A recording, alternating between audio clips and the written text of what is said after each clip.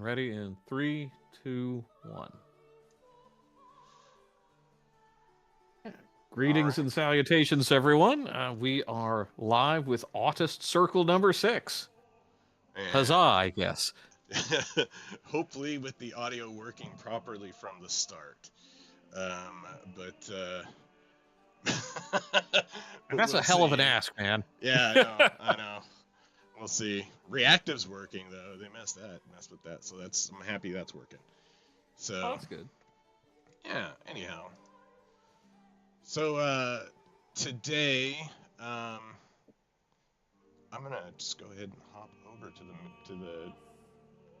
to the main screen here. So today, as you can see from the title, we were talking about... Oh, my timer just went off. Okay. Okay, hop back. Today, we're talking about Titian, Tiziano Vecellio. He was one of the most famous, probably one of the most famous painters one of the most famous painters of all time, like well-renowned painters of all time. But he was one of the most famous painters of his time. As mentioned him in prior episodes, we talked about him. I don't think we talked about him much with Caravaggio. Maybe touched on it. We touched on him. We touched on it. We mentioned his name during Oratio. But Titian was one of the iconic masters of the High Renaissance period. He was born in the Alps, in a little small town. Now his date of birth is up for conjecture. Something between 1488 and 1490. Well, I've seen where he self-proclaimed it was 1474. So there you go. It's like, who do you believe? The other people, a delusional old man probably on his deathbed. You just don't know. But yeah, that would have put him. If that was the case, that would have put him. I think at like 99 when he died. Near if 100, you use that date. Yeah. As it was, he was already pretty old when he died. So anyhow, Titian was born to a well-off family. He wasn't born to a poor family. He was very well off. His parents were rich or wealthy. So he initially moved to Venice. He moved to Venice when it was around in the early 1500s. He moved to Venice, where he initially apprenticed with Sebastiano Zaccato, and then with Gentile and Giovanni Bellini, who were the leading painters in Venice. But Bellini is another one of the Renaissance masters. So Titian is considered High Renaissance. Bellini and those guys were Renaissance because it was an evolution in style, basically. Mm-hmm. But at the time, the Bellinis were the leading painters in Venice, so he apprenticed with them. He started off. So he started off working with them, and he was very promising work. And he became friends with a young painter who was Giorgio Barbarelli de Castelfranco, Giorgione, as they called him. Means Big George, basically. They were really good friends, and Giorgione was actually a really up-and-coming painter, and had he not died, we'd probably be talking about him right now instead of Titian. But he died in 1510, possibly of the plague. They're not 100% sure. And so that made Titian attack painting with renewed vigor. After that, he went on and did an altarpiece, which it'll be the first one we talk about. It's called The Assumption of the Virgin. It's gigantic, and it put him on the map, and it made people recognize it. Made people really recognize his brilliance. And then he became the official painter of Venice So he that is no small feat at that time. Right, and he held that position for over 60 years as the official until he died. He was the official painter of Venice because he was his work was so well known, and he was so well renowned, so well respected.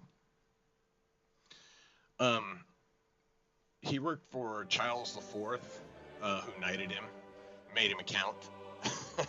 So it's like rich people just keep getting rich stuff. And then he worked for Philip II of Spain. Interesting. He and later on, later on in life, as he got older, obviously his style evolved, kind of like we saw with the Artemisia. His style evolved, but his eyesight also started failing him, so his style got a lot rougher. And it wasn't like he could just buzz down to the friggin' lens crafters and get a pair of glasses. This was the glasses were cataract surgery. Yeah, and cataract surgery too. Yeah, because he was in his 80s. He died when he was 90-ish, ostensibly.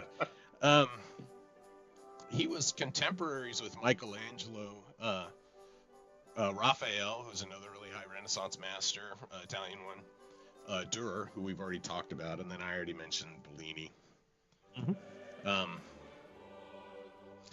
And he died in 1576 at 90, nearly 90. He's a very wealthy and respected painter. He had a very full life, full of accolades, but well-deserved accolades. He taught dozens and dozens, probably hundreds of pupils through his workshops and stuff. He helped proliferate art a lot through High Renaissance era, through that that pre-Baroque time period. So, which is an interesting time, the 1500s, because that was actually one of the wealthiest times ever for the people who lived in, especially especially for the patrons in Venice and stuff like that, for these wealthy city-states. Like, it was one of the wealthiest times ever in the planet. All these people lived really, they worked hard, right? But there was a lot of wealth going around. Well, yeah, it's this is the dawning of the mercantile era, where that really focuses in. You've got the real big early kind of proto empires with Venice and Genoa, with their Mediterranean trade empires. So you've got a lot of just insanely wealthy people in this time period.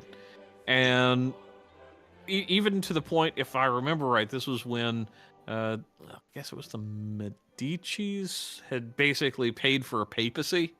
It's that level of influence is floating around that Titian is kind of engaging in on a daily basis, essentially. Yeah, it's interesting. Hey, LGM. It's interesting. It was kind of like the dot-com era at the time, right? Like, there was suddenly this giant amount of money that was made, and it concentrated in the hands of few people, but there was a lot of money. There was a really wealthy period of time there, and Titian, being able to make a very comfortable living as a painter is kind of emblematic of that in the 1500s. So with that, we'll jump over to his first piece, which was that Assumption of the Virgin, which I said. So this is it was painted in the Friari Basilica in Venice, and it's still there. It's been restored a few times. It's huge. It's 20 feet tall by 11 feet wide, so it's gigantic. And that is massive. And where it is when you first walk into the church, you look straight down the church, and it looks straight down the aisle to this painting, this giant painting behind the altar. And you know, we've seen a lot of other, we've already watched or seen other Assumption paintings, I think, or maybe we've talked about them. I know we've talked about Annunciation. We've done to death, but I don't don't think we've talked about the Assumption at all. I don't think you're right. You're right. Well, why don't you give us a backstory on the Assumption there? So, the Assumption is where, in Catholic teaching, Mary was assumed into heaven. She did not die a death. Yeah, she basically, with was it Elijah, and I can never remember the other prophet. Were so beloved by God that he just took them into heaven without allowing them to suffer the pains of death. Yeah, because of the morals that they lived. Yeah, and so this is, I think, a very good representation of that. And there's a lot of interesting lines in here. So there's the asymmetry at the top. So I guess so first off, we'll look at the crowd down here at the bottom. Mm-hmm. Zoom in. And these are meant to be some saints and stuff, and there may be a self-insert in here. I can't remember exactly which saints they're meant to be. I could tell you, but the Assumption is not on my radar at the moment. That's a couple weeks ago. I've been listening to so much like art stuff and everything that it's it's all jumbling together in my brain. But so anyhow, and the frame around this is really cool too. I really like the frame. But the interesting thing, so you see all of the guys clamoring, and then praying, and then this guy's arm leads up to the Virgin as she's being taken to heaven by the cherubim. Which again, the biblically inaccurate. Yeah, exactly. And then this representation of God is really interesting. Just as kind of like the wind, it kind of looks like the wind's blowing on him, right? Like God's just assuming, because he doesn't look like a person, but he does look like he's open and welcoming her. Yes, and also just kind of an interesting detail. You see the crown. Yeah, there in one of the angels' hands. To bring her up as the Queen of Heaven concept. Yeah. But then this one also, so the angel's holding it, but then the cherubim also has a crown, which kind of looks like a crown of thorns, but I don't know for sure. Yeah, because the coloration on that particular cherub is so weird. I'm looking at his eye. Right. Like, I'm kind of like, did it get restored correctly, or is there something else going on? Yeah, so it could have been an error with the restoration. But another detail that really I think is really amazing is the faces in the clouds up here. So it's not it's not really clouds, it's faces. You know, and he just, it was such an attention to detail, but it's huge. You know, and I think overall the clothing and everything, and this was before this was before Gentileschi, obviously. I mean, he learned from Titian. But Titian really did cloth really well for the time compared to some of his contemporaries. And definitely due to some of his predecessors, or definitely more than some of his predecessors. So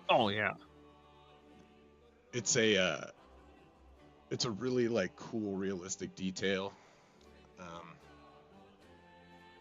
And then of course it's the Mary in the red and the blue, as always.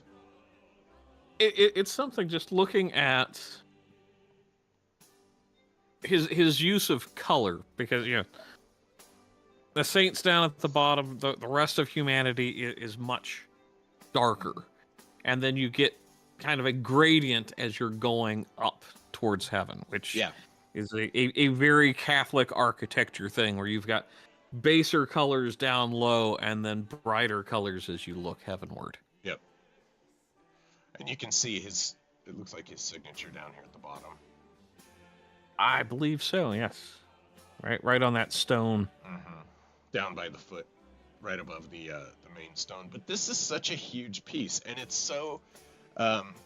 it draws your eye upwards because of the light, because you start at the bottom and you're like, oh, look at these guys, and then of course they're all looking up, and then the guy reaching up is a line that takes your eyes up towards the Virgin who's standing with her hands in the blessing pose, you know, in acceptance, like her arms open in acceptance of her assumption into heaven. Yep. And so it's one of those pieces where you've got all this heavy symbolism, and yet it's designed to tell that story to mostly illiterates of that time, and it does it very masterfully by the use of colors. Oh yeah, definitely. I mean, it's an eyepiece, and it was part of the Counter-Reformation. Again, the church, people were trying to regain favor with the church, also because the church and the mercantile class were so intertwined that gaining favor with the church meant having money, and vice versa.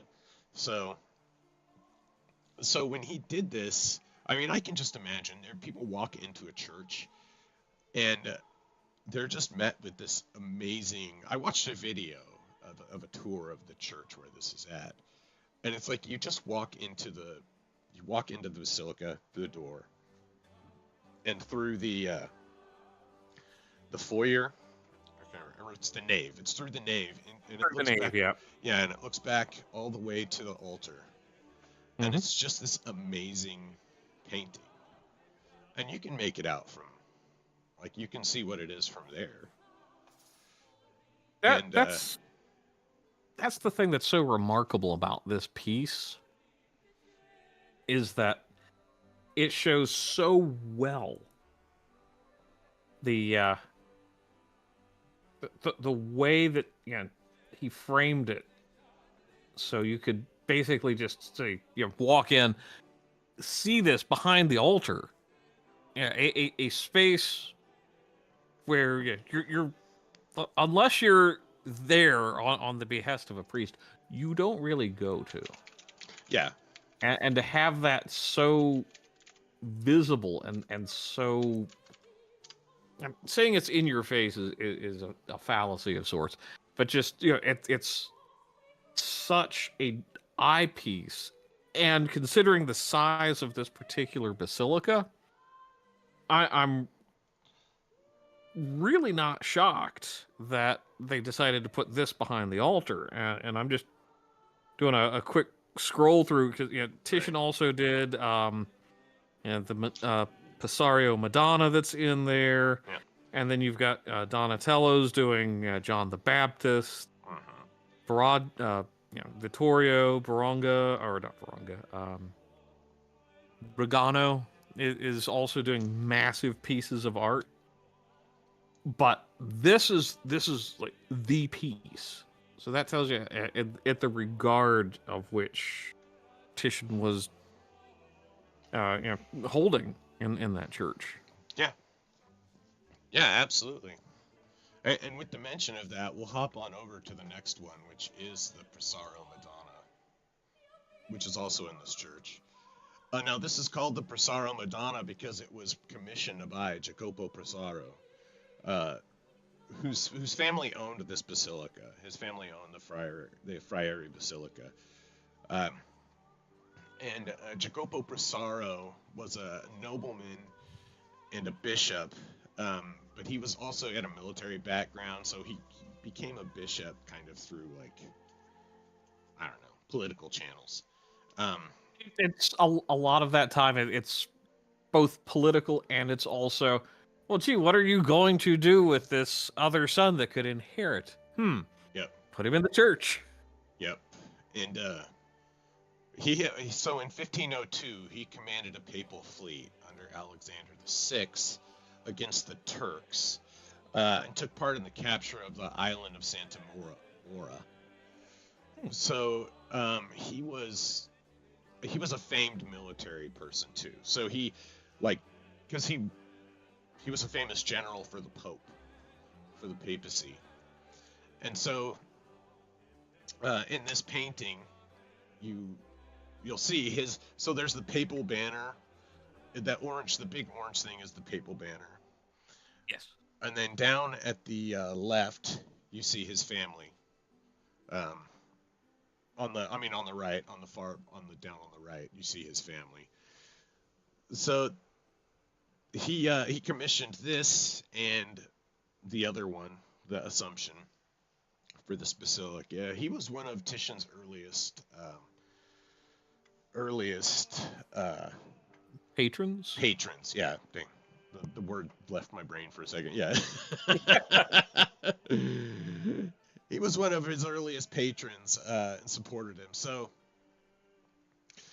this one really, though, so there's a lot of aside from the the rich color and the intricate fabrics and all the stuff like that and the amazing portraiture, there's a lot of really interesting parts to this painting that really made it stand out, especially for its time. Mm-hmm. And one of the first things that you kind of notice is that the Virgin Mary is not front and center. Correct. Right? Yes. Right in the center is Saint Peter. And you can see, always tell because he has the key for binding and loosing down there at the bottom. So we'll zoom in here. So there's the key on his ankle. This one I got a really big copy of this one. It's much bigger. So we've got the key, which does indicate that it's Saint Peter. And then of course you have the Virgin Mary with baby Jesus up there. And then immediately to her right is supposed to be Saint Anthony. Saint Anthony of Padua. Yeah. Let's click on that. So that's Saint Anthony. And then as we scroll down here, this is supposed to be Saint Francis of Assisi. And this is the Pesaro family behind here. So, okay. So he had his family painted into there. Or him and his family painted into here. And then another thing, on the lower left, there's a knight. Well, and a friar. And a friar. Yep. The knight's holding the banner. But the knight also has a Turk and a Moor as prisoners. As they should be. Yeah. So, and this was to show the victory over the Turks by the papacy, that they had hey, you guys are we're going to portray you as slaves in our art now, basically. Mm-hmm. You're a symbol of defeat, that's kind of a brutal diss right there, honestly. Oh yeah, that's the one thing about this time period. It's like, we beat your ass, and now guess what? You got to pay. So then at the very top, there's a couple of angels wrestling with the cross. Mm-hmm. So it's a very Catholic painting. Yes. But it was very it was revolutionary for its time. One, because the colors are so vibrant, like the blue on that robe. Like Prime just saying, like the blue on the robe it's really striking. And those blues, I guess to put a finer point on the fact that like being an artist in this time was more of like a blue collar thing. like they had to make their own pigments a lot of the time or buy the paints, and a lot of these paints weren't cheap. Like that blue paint was very expensive. And so well, yeah, because that's something that when you see a painting, especially in this vintage and a bit earlier, when you see like the blues or vibrant reds, not just red but vibrant reds, like on the banner, that usually meant the patrons were heavily funding this, where more natural colors are a little easier to come by, right. and just even the and I would actually have to see a better image, but possible gold leafing on the banner even is pretty wild. Well, and the thing about that too is that they were able to capture that effect without actually using gold, just by the way they painted. They could capture a lot of that light. But I mean, a lot of artists did their own paint, and Titian had a workshop. He had his own workshop where he had apprentices and people who worked with him and for him. So he was able to, they would do his paint for him. But we saw in the diss track poem against Baglioni from Caravaggio. Caravaggio says you're not even fit to grind my paints, and that's because they used to have to grind the pigments for their own paints. Which of course some of them were very toxic. They used lead white all the time, and that shit was toxic as hell. But they didn't know that, So, I mean, apparently it wasn't the worst thing for you because Titian lived to be, almost 90. Well, I mean, if you've got that many apprentices, you can have all the lead white you want. Yeah. But no, that really is a remarkable thing, just seeing the vibrancy and the colors, simply because there were people literally dying in some cases to make these paints and pigments. Yeah, for sure. Both of these have undergone restoration. The Assumption is undergoing it. I think it last underwent restoration in 2018, but it's still, there's a nonprofit that oversees it and works towards restoration, restoring the paintings and stuff. So they're being taken care of. They're being cared for, which is heartening to me, knowing that we'll have this legacy. They were damaged. There was an earthquake at one point that did damage the Assumption, but it's since been repaired. So, and again, given that it's Venice, that's pretty impressive, right? So with that one, we're going to move on to something. We're going to change course a little bit because Titian not only painted church things, because of course most painters painted church things, but they also painted mythology. Greek mythology was a very, very popular thing at the time. Of course, because it was romanticized, right? Like, I mean, we romanticize it now. Still, they're very romantic stories, and they're well, because more often than not, they speak to an underlying truth, or they just have a really romantic bent to them. So I think that gets into mythologies and what they mean to humanity's sense of purpose, when it's all just broken down into the most fact-based everything. Yeah, it kind of loses a little bit of flavor, a little bit of life. Yeah, I totally agree.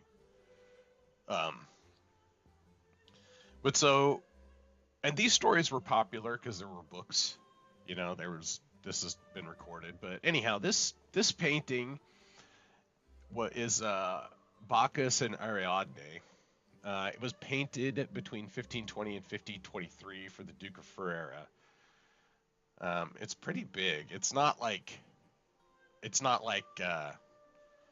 fresco on the altarpiece or big, but it's a good sized painting. It's 70 inches by 75 inches.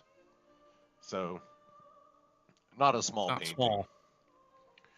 So what this scene depicts, and I'm going to read this here. Ariadne, daughter of King Minos of Crete, helped the hero Theseus escape the labyrinth by giving him a thread to retrace his path after slaying the Minotaur. She fled Crete with Theseus, but when they reached an island of Naxos, he abandoned her while she slept on the shore. Awakening alone, Ariadne was heartbroken until the god Bacchus, god of wine and revelry, came upon her with his wild procession of satyrs and maenads. Bacchus instantly fell in love with her and leapt from his chariot to console her. He promised immortality, placing her wedding crown in the sky as the constellation Corona Borealis.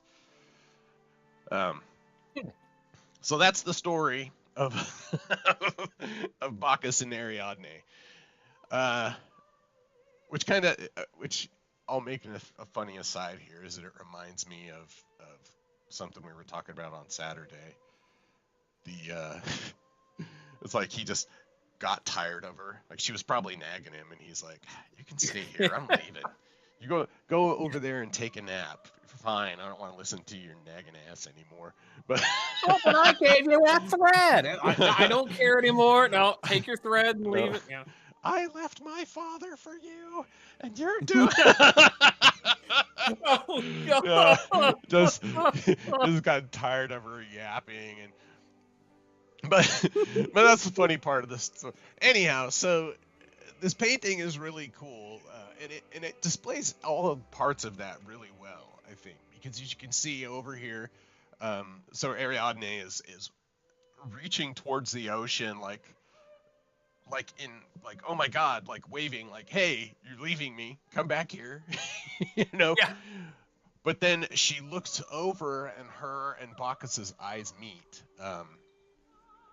as he is jumping out of, well, their eyes meet before he jumps out, but he locks eyes with her and then jumps out of the wagon towards her, which is what this is depicting, him leaping out of the wagon.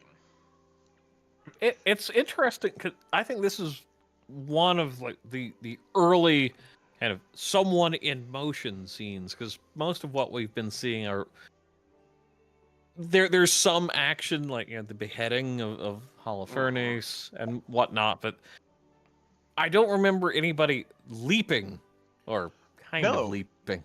Yeah, because it's hard to paint that, right? Like, you can only really paint that from memory. Because you could watch somebody do it, but you have to paint it from memory. Which coincidentally, which is why horses look all weird in art back then, because nobody knew how horses ran. You couldn't tell. Nobody could watch and see how horses ran. But, I mean, you can take a picture and study somebody leaping through the air. So this is just meant to, but he does have so I guess that's why more motion like that isn't depicted. But this definitely has a lot of motion in it. And the satyrs and the maenads, like the revelry back here, is really interesting. The way the cloak flies. So again, that's another really good, it's really good cloth. Sign of motion. It is. It's very dynamic. Like, the cloth is very dynamic, and it shows it's definitely in motion. What I find really fascinating also is the leaves on the trees, where he's just put enough color contrast so you can tell individual leaves, essentially. Yeah, he does phenomenal landscapes, and I didn't include just any pure landscapes here, but when he did do landscapes, they were phenomenal. They were really good. And people loved his work, which is why he was so famous. And looking at this, you can see why. Why it was, because it's a striking piece. There's a lot of action in it. And then there's cheetahs. Yeah. There's cheetahs pulling the cart. Now, this is thought to be because in the original story, I think it's tigers. In the original story, it's tigers or lions pulling the cart.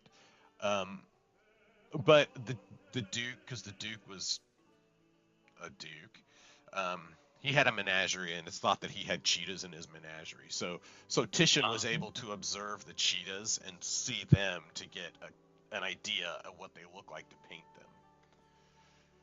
So, because like they didn't know what. I mean, they've never seen elephants or shit like that. You know, they only the closest most of these people get to seeing lions and tigers and stuff like that are paintings or drawings. You know, they didn't have photographs or anything like that, and so it was really easy to kind of pass off something. You know, it's also interesting because while they're the heads are distinctly cheetah, the bodies are almost domestic cat. Yeah, the bodies look more cat. Yeah, they do. They've got the long cheetah tail though, so again, like he probably spent some time painting it, but they're not always awesome at depicting animals spot on, 100%, because they didn't always get to like study them and do that. And actually, the guy, this is he's got snakes. He's covered in snakes. I actually didn't look into the symbology of this guy, but this little dude here, he's dragging the head of it's like the head of a deer. Calf. Actually, it looks like a head of a calf. Yeah, a head of a calf. That would make sense. For like revelers and stuff, they're doing weird shit. His name is Ampelos, and Ampelos was the satyr who...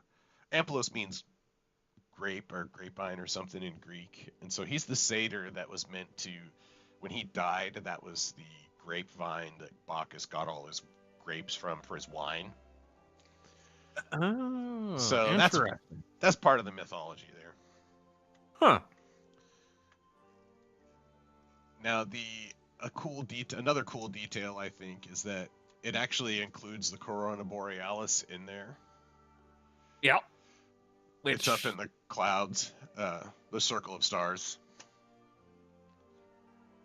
That's actually a nice detail. Yeah.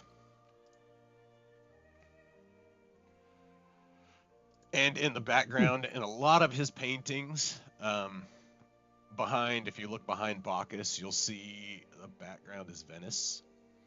The sky, that's the Venice background. You know, kind of like when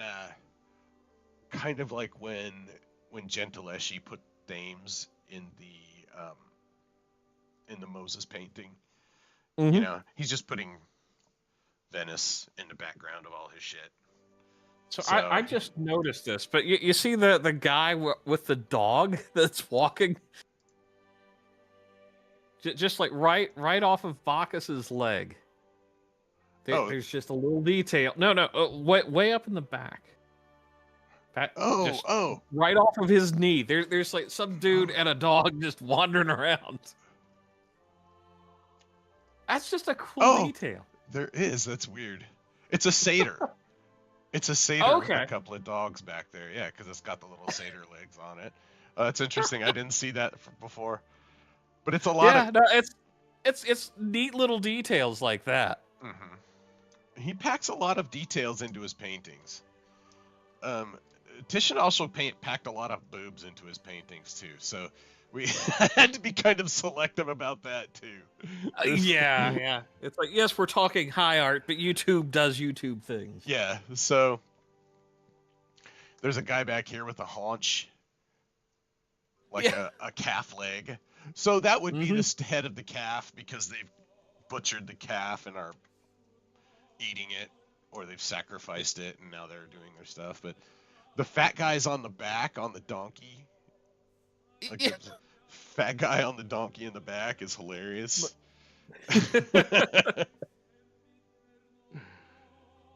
So it's like, and I'm trying to figure out, is the kind of under the haunch, is this guy like wandering around with a basket full of food or wine or something? I bet that's probably a basket full of grapes or something like that. Just the symbolism is just so entertaining. Yeah. And the flowers down here by their feet is really cool. Like they're really delicate, really cool looking. Like I keep saying cool, but they're realistic. They're very well done. Mm-hmm. Yeah, and like the little And then delicate white flower there Yep. with all the little stamens and the pistil very clearly depicted. Yeah. That's just amazing. Yeah, it's super good detail. And then of course his signature is on the urn on the cloth on the shore.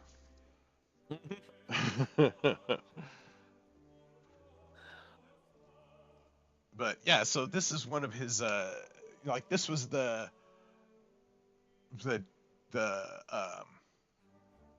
you know, kind of one of the showpieces, a big one for mythology, just showing mythology, and it was a really dynamic painting. It still is a really dynamic painting, and it's just a cool piece of work. Oh yeah, and I think it shows that he wasn't just restricted to church works. No, not he did quite a bit of. He did portraiture. I mean, he lived for 90 years, right? And he painted for like probably 75 of those at the very least. Mm-hmm. And so he put out a lot of work. He did portraits, he did landscapes, he did all sorts of stuff. These aren't like I tried to pick the best ones I could, but there's so many more. This is by no means comprehensive. Hey, Kingdom of Finland. Hey. And yeah, this did. You're right. It does display a lot of the Hellenistic, like body forms and stuff like that.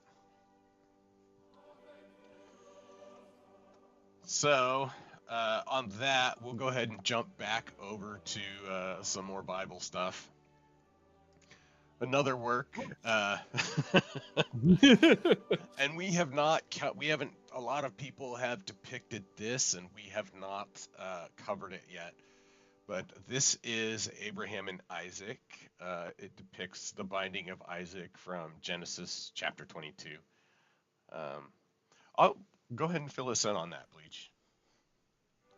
Well, that's where, Abraham basically is deciding, I will be loyal to the Lord my God and sacrifice my son because it has been asked of me. Mm-hmm. And then, as a reward for his loyalty, a lamb is replaced with Isaac. Yeah. So. And this was painted in 1543, between 1543 and 1544, the Church of San Spirito in Venice.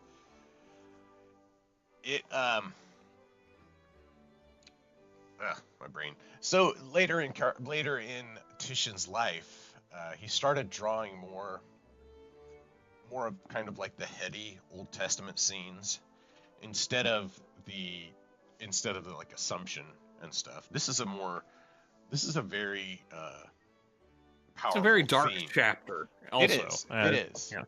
It is. But it was like it's meant to show Abraham's devotion to God. Like he was willing to sacrifice his son because God asked him to, which is why the angel stayed his hand. Exactly.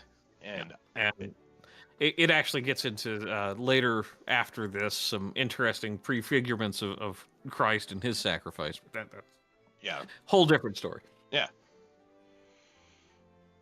But yeah, it's and this is kind of, I guess, what in towards the beginning of his decline. It was when he was starting. So in his later, as he started getting older, he started becoming like kind of a little obsessed with death in a way. So his themes started becoming more darker and more centered on death and dying and stuff like that. And so this was a really heady piece that was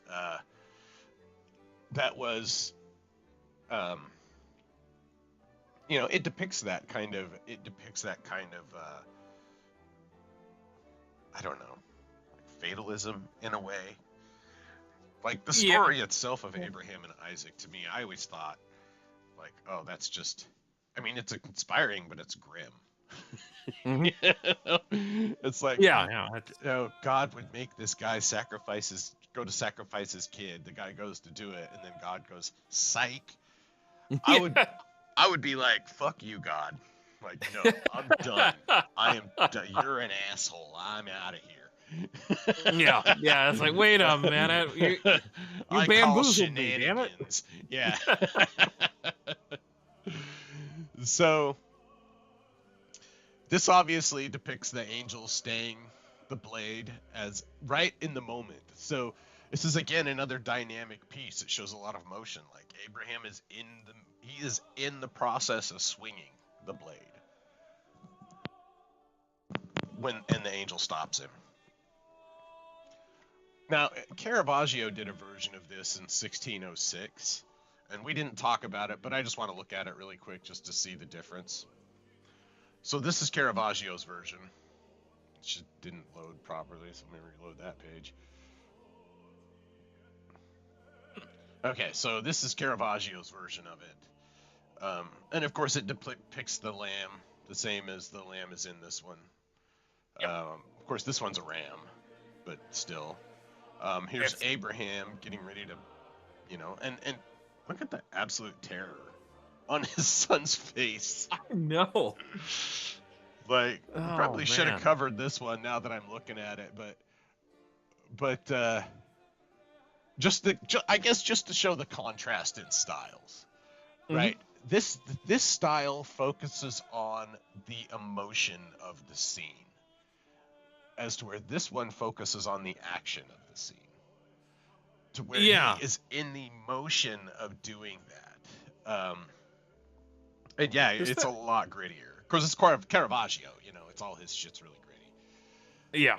I don't know if I would necessarily do that part of the comparison, but doing the emotion versus the action between the two, and it's also interesting the choice of weapon, a large sword versus more of a utility knife of the time. Yeah, it was like a carving knife.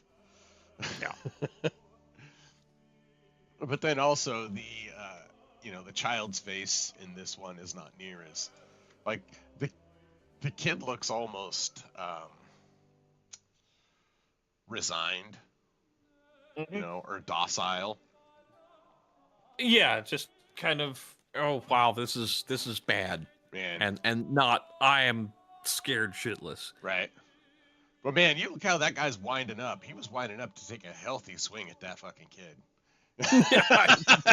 Right? He wasn't gonna. This guy was gonna chop that kid's head off with as many slices and chops as it takes. But but still, so this I like this painting because there is so much motion in it, and it shows like motion in the cloth. Like the way the cloth is wrapping around his knee or opened, the way his robe opened with his leg moving forward as he's getting ready to bring the blade down.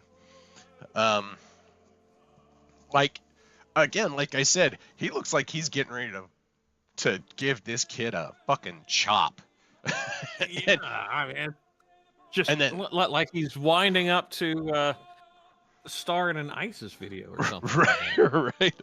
And then the angel just gently stops it. Like the angel doesn't look.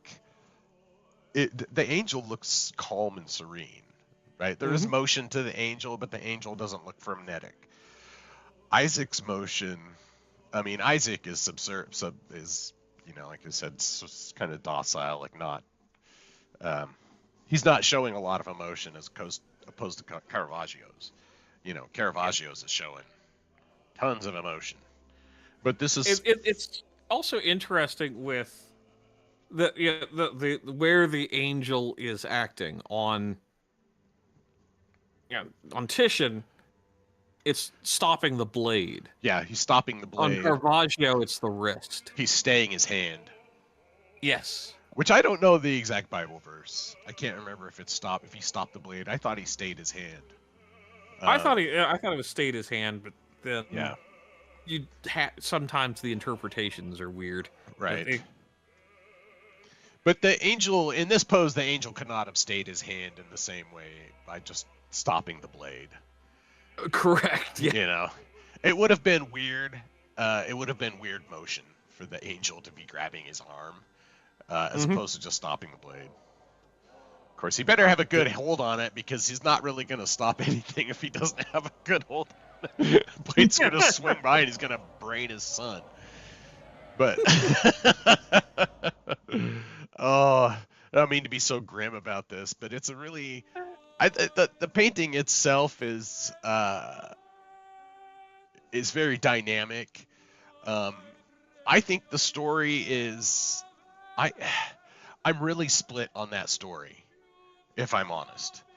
I appreciate and admire Abraham's faith, in knowing, like, believing that his God is only asking him for this for a reason. Like, there must be a reason why I'm doing it. But at the same time, it's like, wow, did it need to go that far? But right? I think that it's that really shows the fallen nature of humanity. Yeah. Where we have to be pushed to a certain point before we are redeemable. Yeah. It's a hell of a shit test. That's all I'm saying. Yeah. So we're running late, or we're running close to the end, so we'll wrap up. We'll jump over to the next one, which is the Pietà, which I'm probably not saying that right. But this one, Titian started painting this in 1575. He actually did not get to finish it because he died. Palma il Giovane, who was one of Titian's pupils, actually completed it. But Titian did the majority of it, and he painted this, as a meditation on death. He wanted this to be put on his own tomb. Interesting. So, towards the end of his life, his eyesight was failing him, and of course he realizes, mortality is breathing down my neck. That he feels that he needs to, create while he can, and get it out, So it was the final work of perhaps one of the greatest artists of all history. It shows, I got a good copy of this one too. So of course you see Jesus in the middle of it, who's wreathed in light. Overall has a very dark tomb. There's some Mannerist style in the porch, or not, the sculptures have a slight Mannerist style to them. Of course, Titian was not. He was well versed in many styles, and the grandfather of the Baroque. So it's interesting looking at the figure on the left being a depiction of Moses, because occasionally you see in earlier art where Moses is depicted as having horns, and you see that here. That comes from some really old early Christian art. Interesting. Which I can't remember why, but yeah, it's a thing that often happened for him. Yeah. And of course, this depicts Jesus, or Mary, with Jesus after the crucifixion, cradling his body. Some people say this is a depiction of Titian in the pink robe. Other people, it's up for contention. But this is a very somber and powerful scene, and it's meant it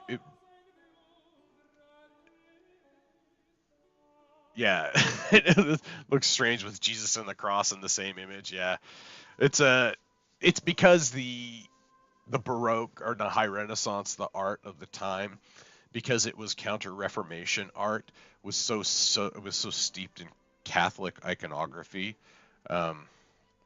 Well, actually, it says Hellas Pontica underneath the statue on the right. Which I'm trying to remember what that's a reference to. I'm not sure, but there's a lot of Latin writing in this painting here. Of course, you see he's written his own name, and I think this is, and then Palma put his name on there also.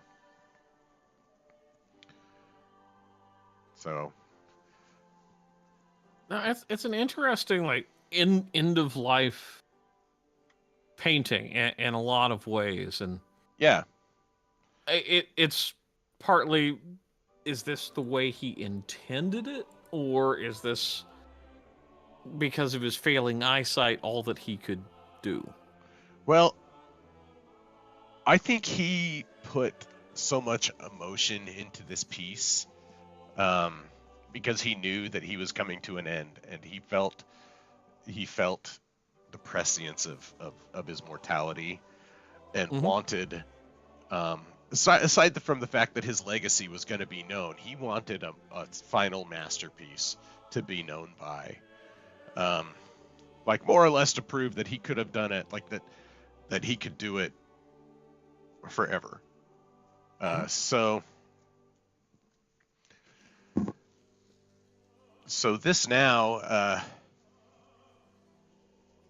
it was because he died before this was finished, and his paint, his student had to come in behind him, but there was more.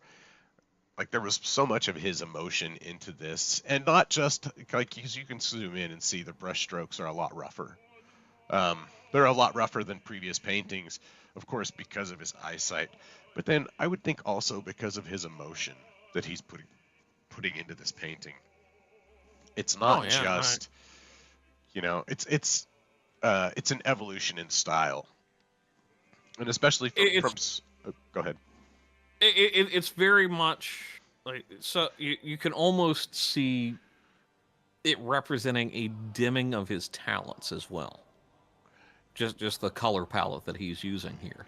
Yeah. And I think that's almost intentional, because it's meant to be a very somber. Yeah, I'm failing. Yeah, it's like my body is failing as well as my art in a sense. So to me, I would, if I was an artist, I'd probably go down this rabbit hole myself. Yeah.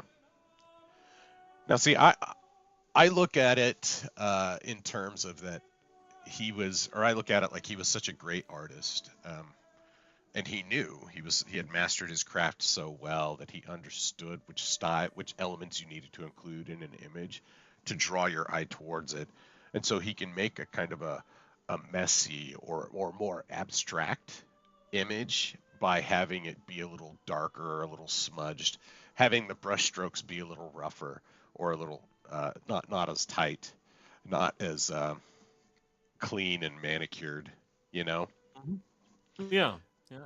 Kind of. To me, looking at his early work versus now, it's kind of like, if you'd seen it the other way around, or this was the only image, it's like, yeah, Titian's not that great. It's like, but when you see this as his last painting, it's like, wow, he was still going. That's impressive to have that much skill. Yeah, and so I guess we've hit our hour, so let's wrap it up. I'll say, so I'd like to think that through these 5 paintings, that we showed his or that I showed his talent and his progression through time, and why he is still considered to be one of the greatest painters of all time.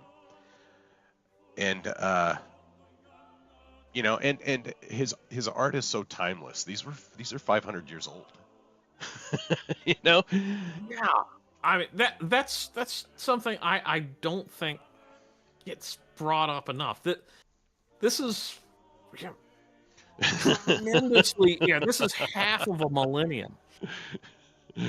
Absolutely. Prime, you kill me, dude. So anyhow, So with that, next week will be Hieronymus Bosch. Which I'm really looking forward to. It's going to be a crazy one. All I can say is prepare yourselves for lots of zooming in. Yeah. It's going to be a good one. So anyhow, that's all for us, folks. Thanks for coming out. We appreciate you all, and have a wonderful evening or morning or afternoon. Or something. Bye, folks. Okay, there we go.